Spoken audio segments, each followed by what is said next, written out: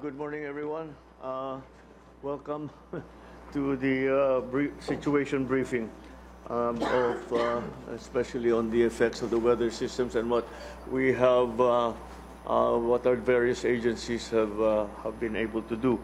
Well, the first part is, of course, to get forecast or situation a situation report on what the weather is doing and what we think it will do in the near future. So I leave it to Secretary Solidum to give us that briefing. Thank you, Mr. President. Next slide. Seen on the slide, Mr. President, are at least 3 weather systems affecting our weather in the country. To the northeast is Tropical Storm Dante moving at 15 kilometers per hour to the northwest and projected to be a tropical depression later on, several days from now. But what's happening now is pulling the southwest monsoon, affecting Visayas and Luzon. But the most immediate threat now for us would be the severe tropical storm Emong, which is 245 kilometers west of Bacnotan, La Union, with a wind speed of 110 kilometers per hour, and right now moving at southwest at 15 kilometers per hour. But later tonight, it will make a U-turn and pull in the southwest monsoon towards the north. Now, there is a low-pressure area further to the east, Mr. President, and we have to also prepare on how it will affect the monsoon later on in the Philippines. Next slide. This will be the track of Emong. It will move southwestward before turning northeastward in the next 24 hours. It will pass close to Pangasinan, possible landfall over Ilocos region tonight or tomorrow early morning, and will re-emerge over the Luzon Strait and may pass close to Babuyan Island on Saturday. Next slide. Because of the passage of Emong, we have raised the following storm signals. 1 in blue, signal 2 with gale force winds in yellow, and the parts of Pangasinan and La Union for signal number 3. Next slide. We also have warned for possible storm surges from 1 to 2 meters for the provinces of Batanes, Cagayan, Ilocos Norte, Ilocos Sur, La Union, Pangasinan, and Zambales. Next slide. For the forecast rainfall for today, you will note that there are 3 colors there: yellow from 50 to 100 millimeters for 24 hours, orange from 100 to 200 millimeters forecast for 24 hours, and that will include Metro Manila, and greater than 200 millimeters for 24 hours for those provinces in the western side of the Philippines. By tomorrow, the provinces in the Bicol region will not have much rain, but still the provinces towards the west of the country will still experience rain. But because Emong is moving northeastward by then, we will have increased rain in Ilocos Norte, Apayao, and Cagayan. And by Saturday, as the southwest monsoon is pulled towards the north by Emong, we will have yellow and orange rainfall forecast, and Metro Manila will have much less than 50 po. Next slide. Now for the tropical cyclone threat potential for the next 2 weeks, as both Dante and Emong will move, they will be close to each other but may not really join, as Dante will be a tropical depression. The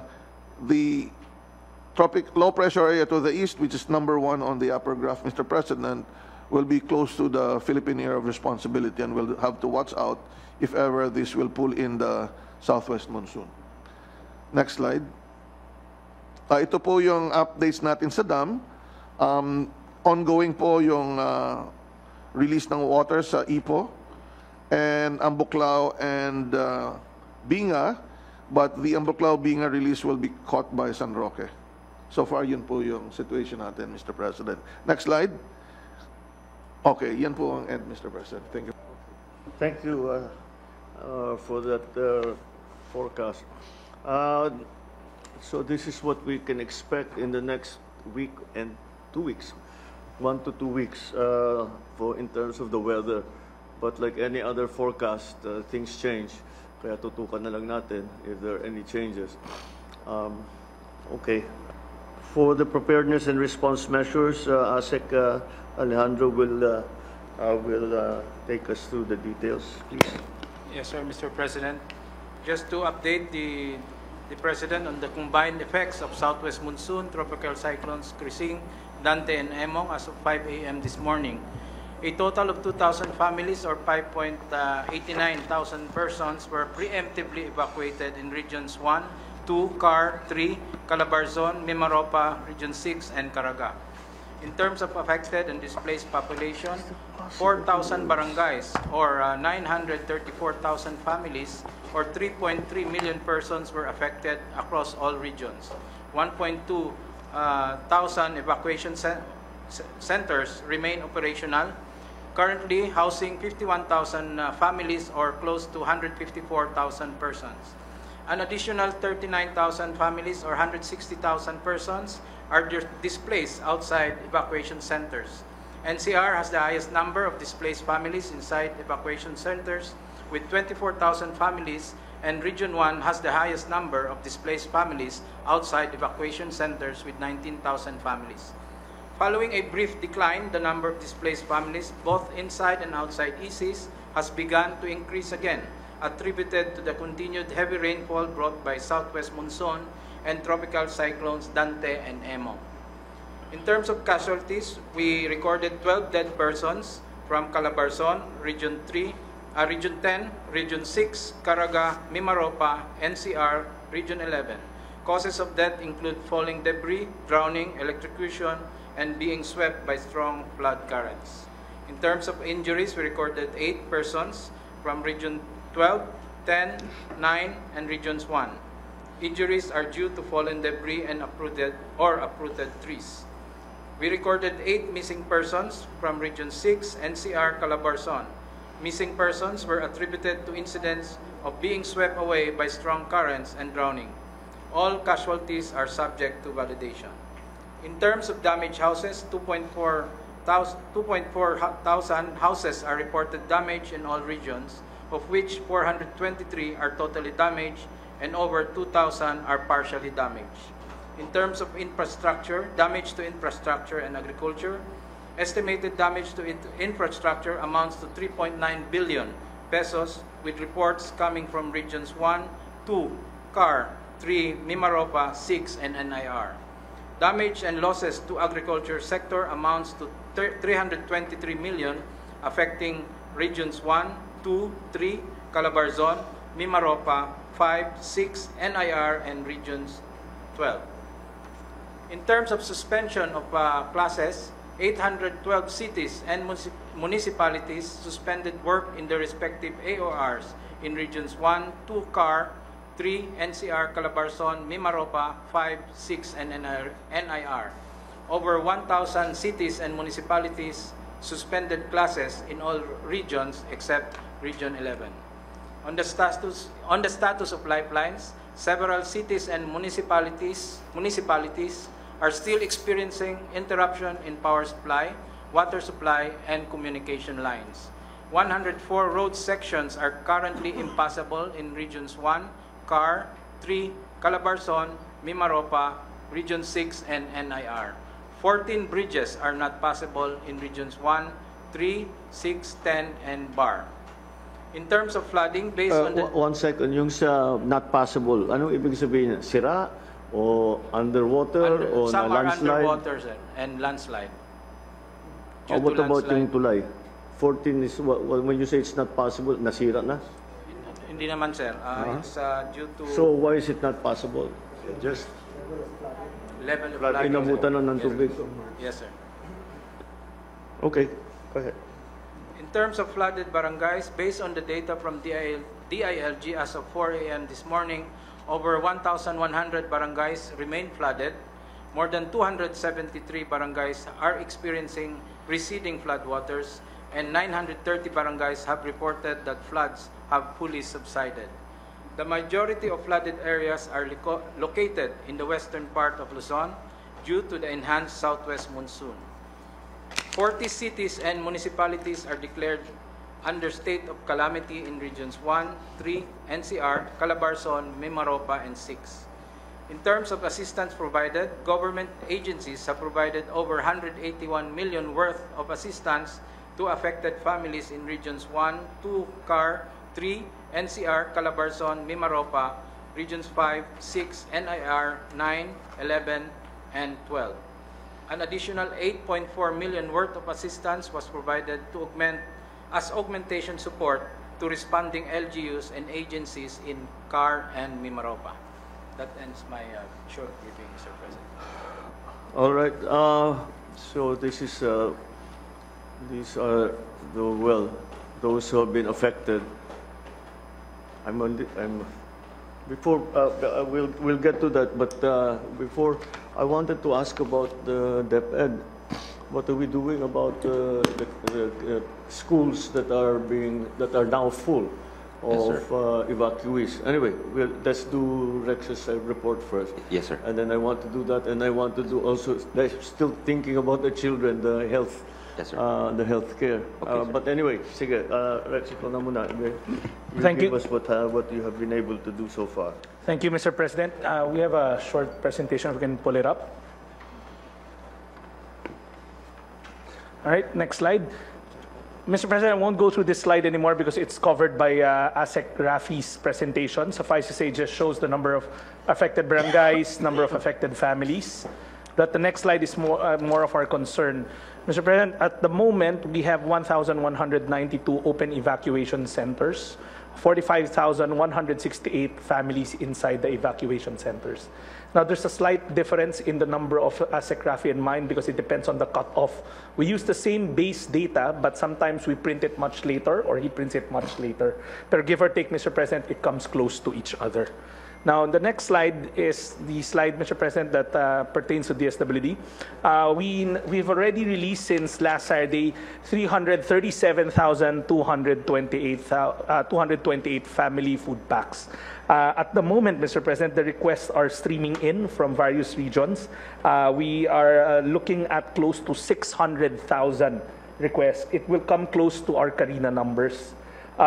So the pending requests right now sums up to 540,000, of which we've catered 337,000. Most of these requests, Mr. President, na hindi pa nakikater are new requests from LGUs. They're now starting to stream in kasi for the past couple of days, they've been very busy with their rescue operations. Mr. President, I'd like to point out and thank Secretary Mina because we got our fresh replenishment of quick response. That should keep our production centers running all throughout the typhoon, the next 3 typhoon season. So we're okay, Mr. President. The media has been asking if we have enough, given that there's a protracted number of storms coming in. The centers, when we started the Krising run, it was 3 million family food packs in our warehouse. We haven't stopped production, so we have more than enough to cover for the next couple of storms. Mr. President, that's the last slide. Etong nandito, these came from where? They were already forward position? Yes, Mr. President, they're coming from our regional warehouses already. Okay. And then we haven't stopped production in the Pasay site and in the Cebu site because we want to keep on replenishing their stockpile. There are 2 modes of the requests coming in from local government units. There are 2 modes of dispatching them. Some of them we deliver, some of them they pick up. So right. It's a joint effort already between the national government and the local government. But what we're assuring them is we have the goods, we just need to get it to them. And the balance of unprocessed came in yesterday evening. Most of the older requests have already been dispatched with. So the balance is how much?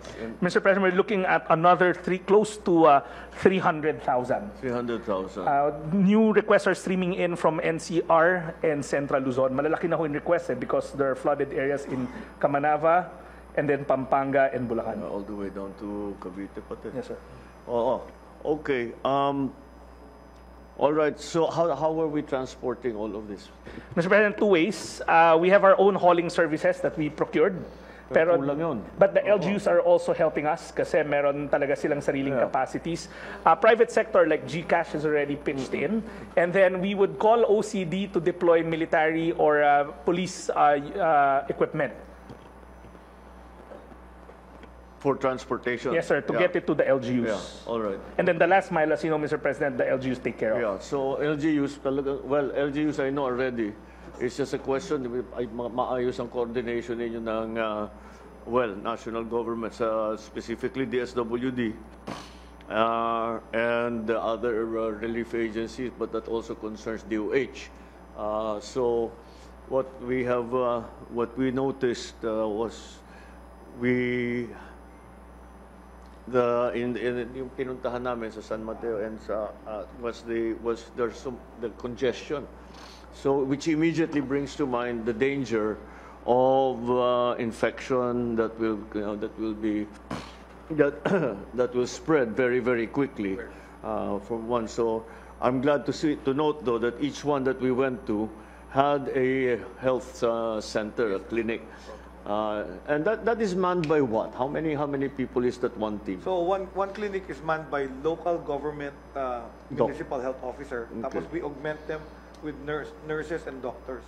So pag nag-request sa amin ng local government, we deploy our health human resources. We've deployed about 1,000. So I think in Metro Manila, we have about 190 na dineploy. When we visited, Rex and I visited several evacuation centers, maayos yung clinic. Yung nabisita po natin, Mr. President, you're correct. Our number one consultation is respiratory infection. Yeah. So tama kayo, in that particular setting, mukhang overcrowded talaga yung Santa Ana Gymnasium. We're luckier in the other evacuation centers. Families are placed in classrooms. Yeah. So in a classroom, there are only like 4 families. So hindi ganun ka high risk. So tama kayo, Mr. President. Nagpapadala ako doon sa regional director ko ng mga face mask, surgical mask.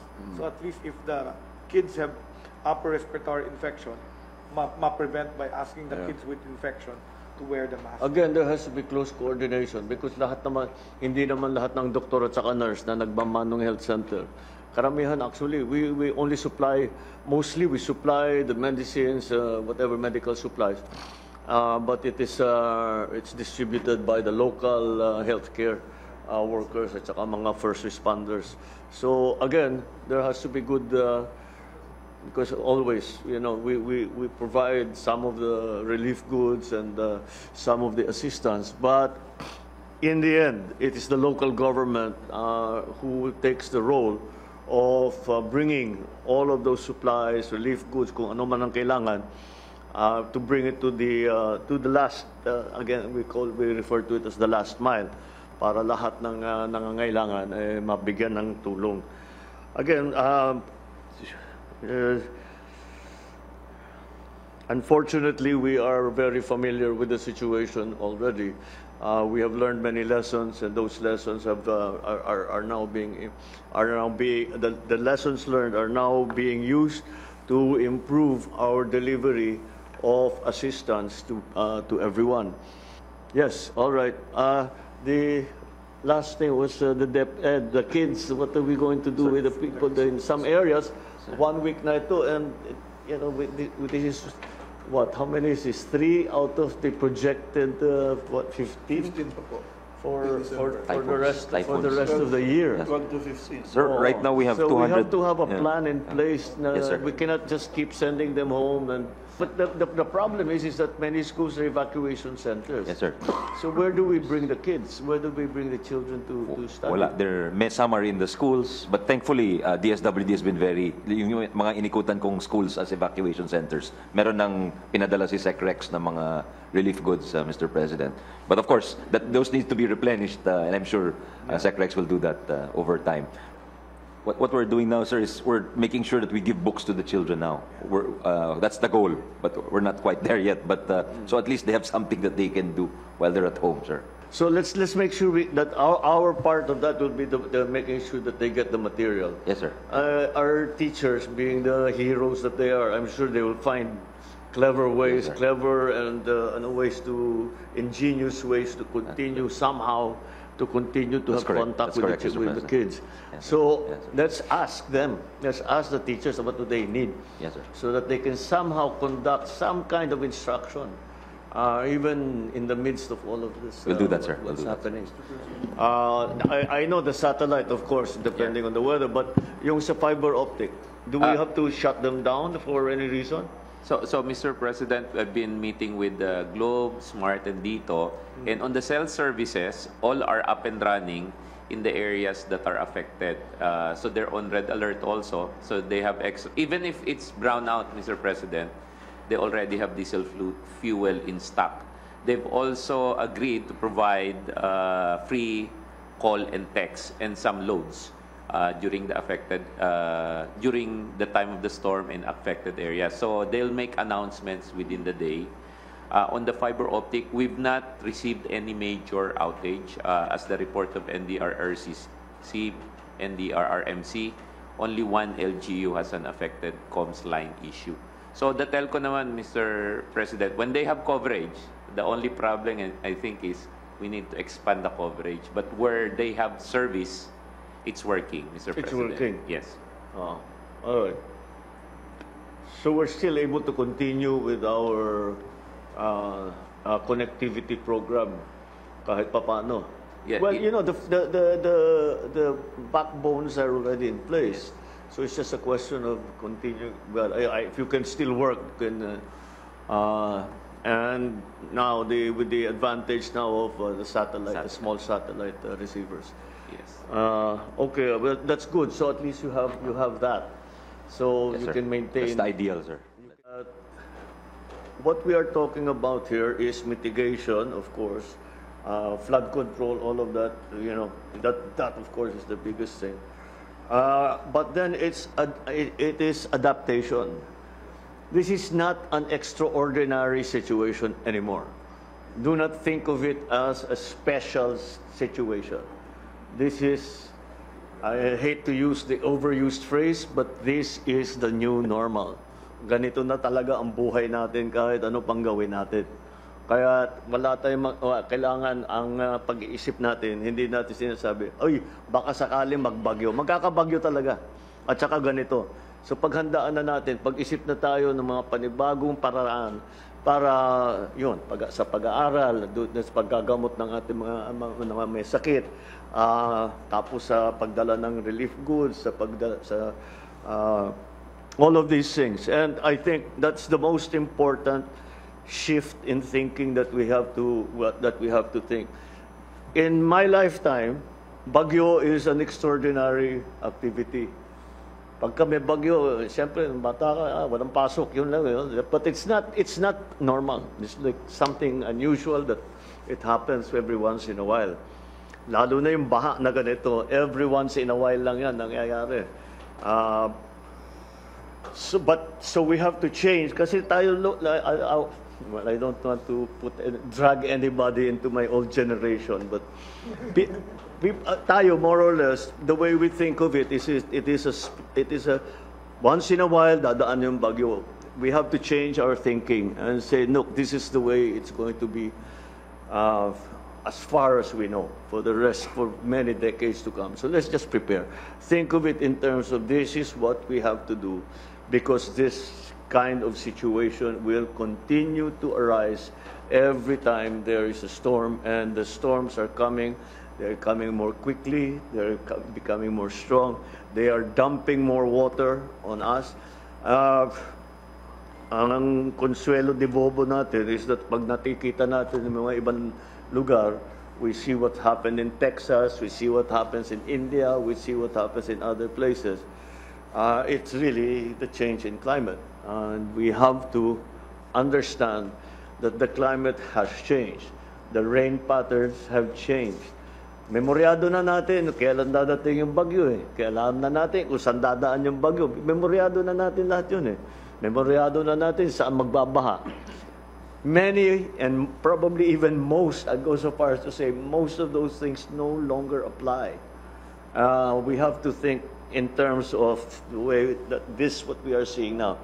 Because this is not like will happen this year.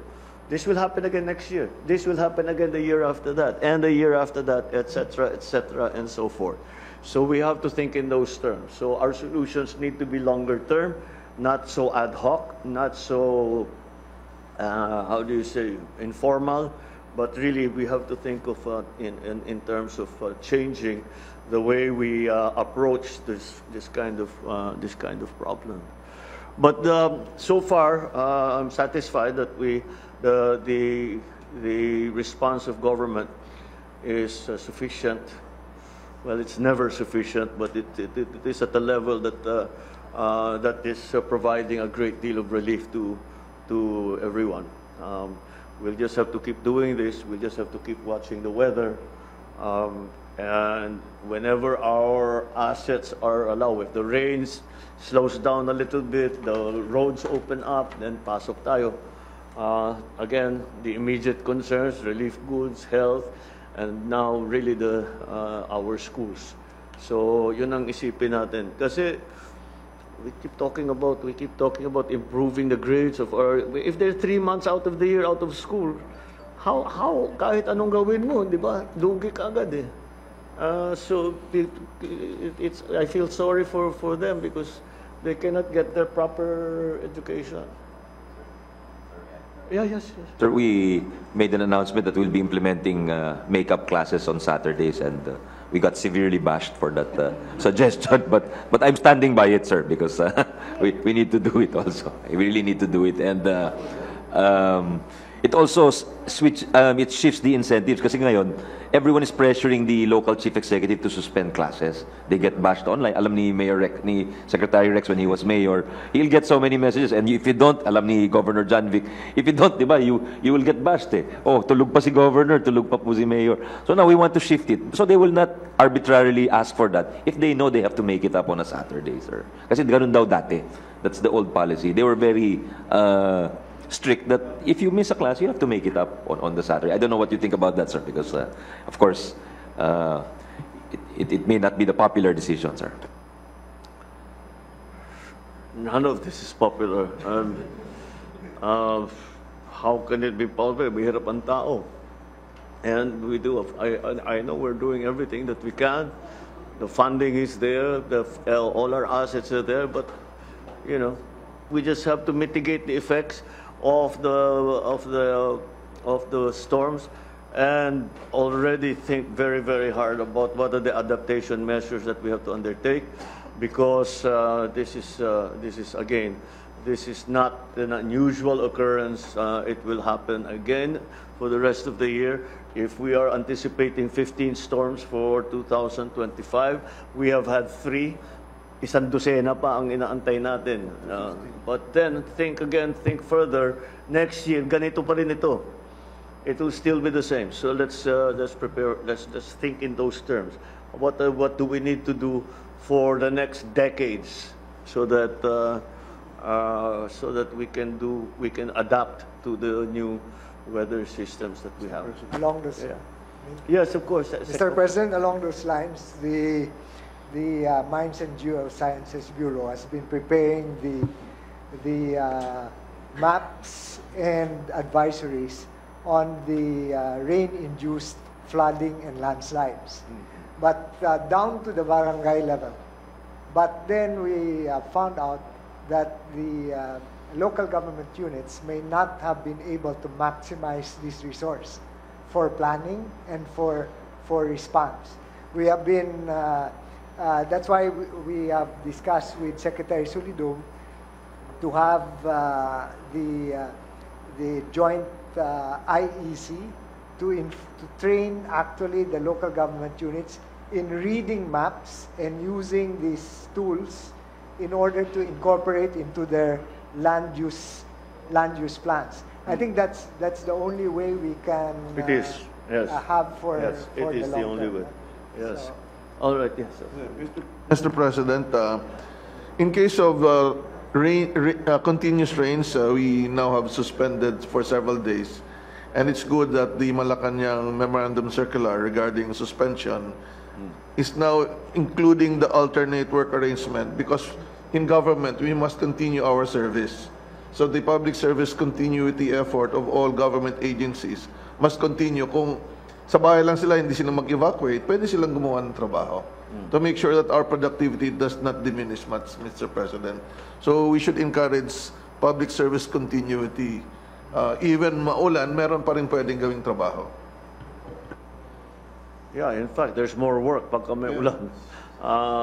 So again, first, in terms of the warning, in terms of the dissemination of information, we just have to make sure that our telecom system is up and is working.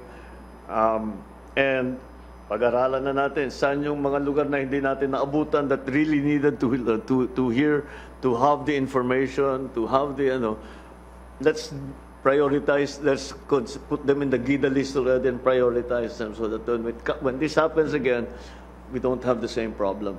Like we had those, like now, we will have isolated areas that they never got the bulletins, they never got the instructions, they weren't able to communicate to say, we need help, etc., etc.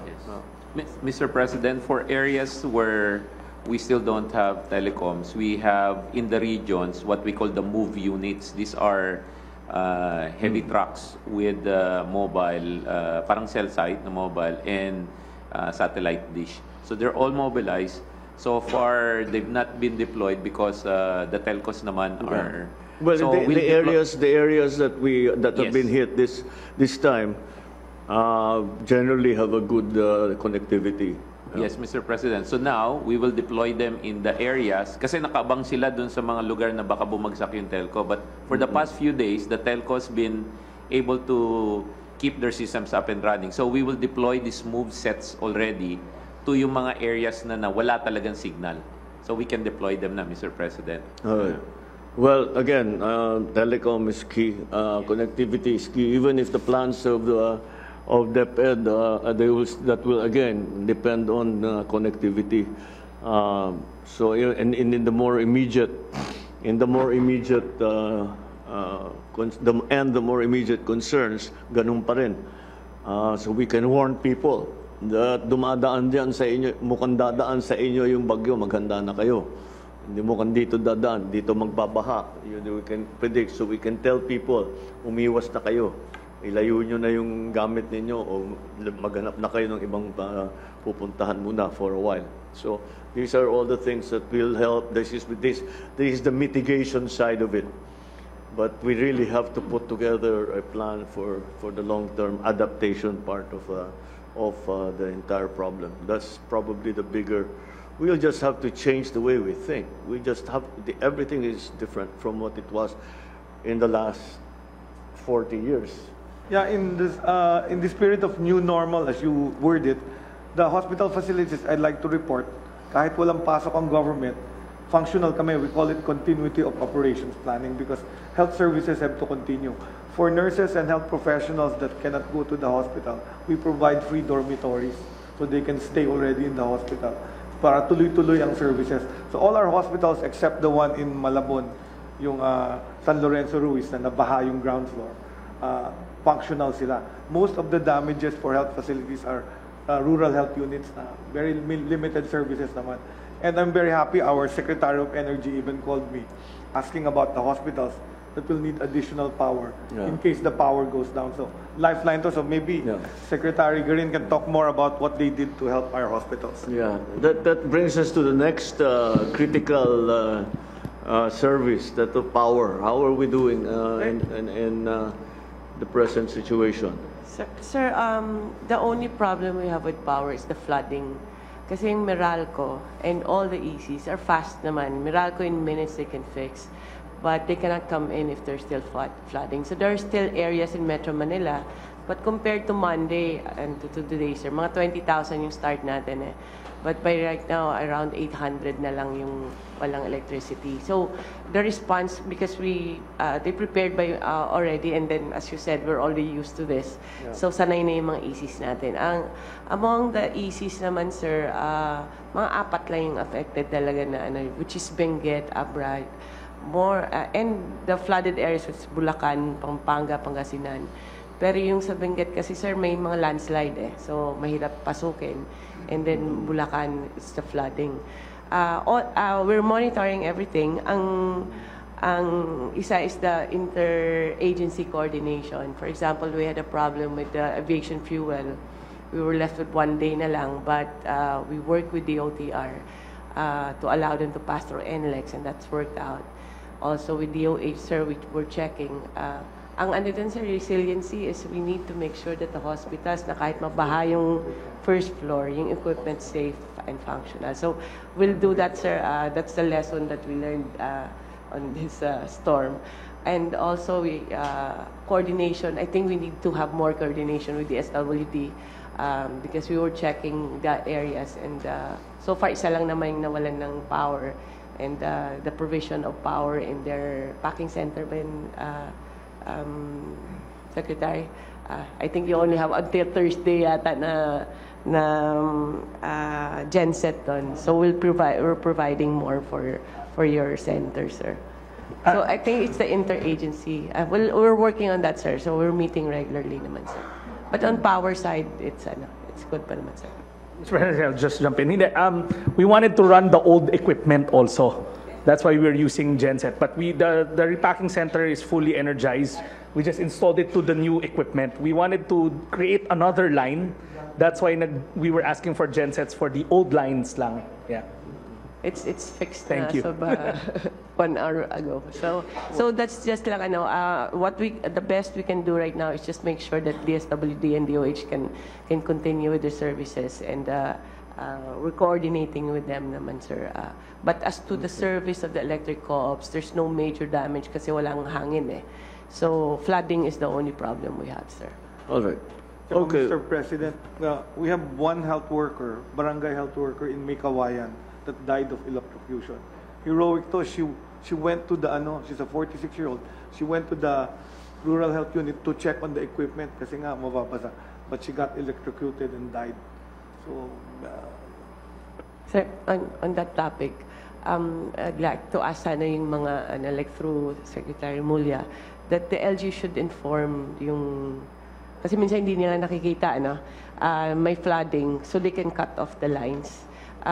Fortunately, the low-lying incident, well, still less than before, no? But I think the DSWD has been helping us on spreading the safety precautions. But I think the LG should also be aware, sir. Thank you. Mr. President, when it comes to that, I'd like to commend the OCD who was working very closely with the LGUs. Our points of information were spread very evenly. Our biggest problem really, sir, was the carelessness of the people. Of the 6 deaths that occurred, 3, sir, nagiinuman sa Rizal sa tabi ng ilog na before they knew it, tinangay na sila ng 2 doon, sir, nagpustahan yung mga bata sa Malabon kung sino kayang lumangoy to the other side of the river. Tinangay rin sila. And one of them was a kid who fell in the creek while he was playing. So it's a lot really of beyond our control already. Sila na talaga ang it's a carelessness and lack of information maybe on our part on what they shouldn't do. It's actually one of the pieces of information that we have to tell everyone that don't fool around with this thing. Because it can be very dangerous. We had the same problem in Ilocos. When the storms come, we tell people don't go in the water, but we have tourists. Pag sinasabihan sila ng mga mangingisda, wag kayong kami sanay kami diyan, kayo baka and we have casualties because of that. Hindi nakikinig. But we have to make that information known to people. This is very dangerous. You must take all of these things very, very seriously. That kind of activity can lead to the casualty, either injury or death. So mag-ingat sana sila. But again, it's just making sure that we, government, are doing everything that we can, and just keep pushing and pushing and pushing. This is it is not a static situation, it's a dynamic situation, it's changing by the hour, it's changing by, so we have to be monitoring all the time to see what adjustments we have to make when the weather situation changes, when the power situation changes, when the telecom situation changes, etc., etc. And to be able to inform as much as possible. Well, first, for me, ma-informahan ng LGUs, malakas ang loob ko na meron silang capacity na ma-disseminate kung ano man instruction, kung ano ba yung balita, kung ano yung mga warning, etc., etc., all of that. So, let's just keep that going. All right. Sir, yung just Senator Ralph and I were talking, yung mga fisher folk natin from Bulacan all the way to Batangas have not had a source of living for the last 7 days.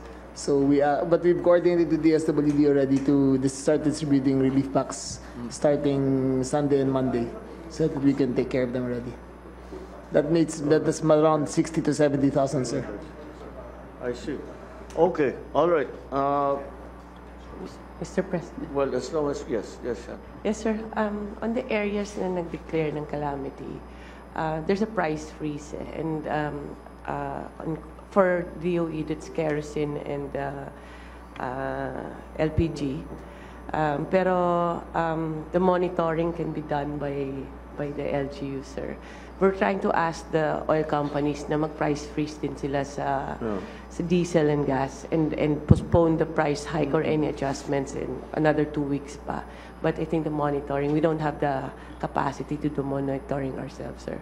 No, there is that's why, again, every time we discuss these problems, the coordination with the LGU, once again, it always repeatedly comes up as an important aspect of this.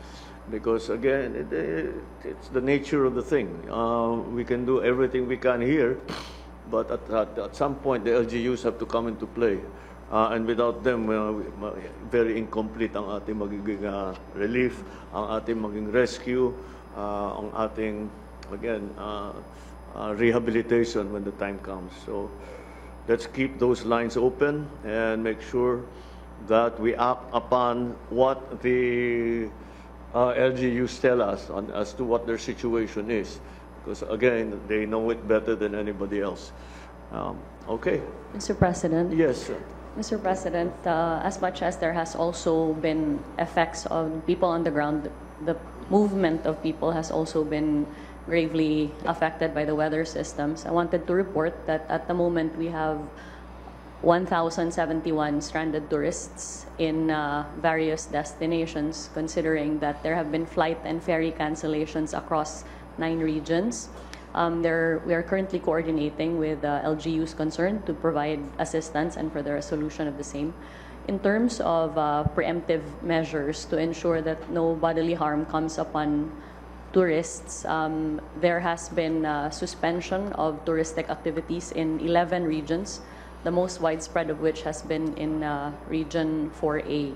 And coming off of what Sec. Remulla was saying, there is now reported to be affected around 4,800 tourism workers in terms of the loss of livelihood. And we have a coordination with the SWD to provide assistance in this regard. Mr. President, regarding housing, 2,400 houses were damaged. Tuloy-tuloy po ang pag-coordinate natin sa mga LGUs para mapabilis yung assistance natin sa partially and totally damaged houses, no, sa mga pamilya. And at the same time, yung mga housing loan natin, nagkaroon na tayo ng moratorium. No? We will not collect for 1 month. Yung mga attached agencies natin, Socialized Housing Finance Corporation, National Home Mortgage, NHA, and Pag-ibig. And then for temporary relief, tuloy-tuloy po ang pag-distribute natin sa mga LGUs affected ng high-grade tarpaulins para temporary cover po nila. Thank you, Mr. President. Well, that's, again, we unfortunately are familiar with how the process, how it evolves. We will come to that. Essentially, when people want to return home pag partially damaged, kailangan nilang building materials. We will provide that. I don't know if we're already at that point. Maybe in some areas, dahil sa ibang lugar, nakauwi na sila. and they will be able to assess the damage, and they will ask us we can provide what they need in terms of building materials, even temporary or more permanent down the road.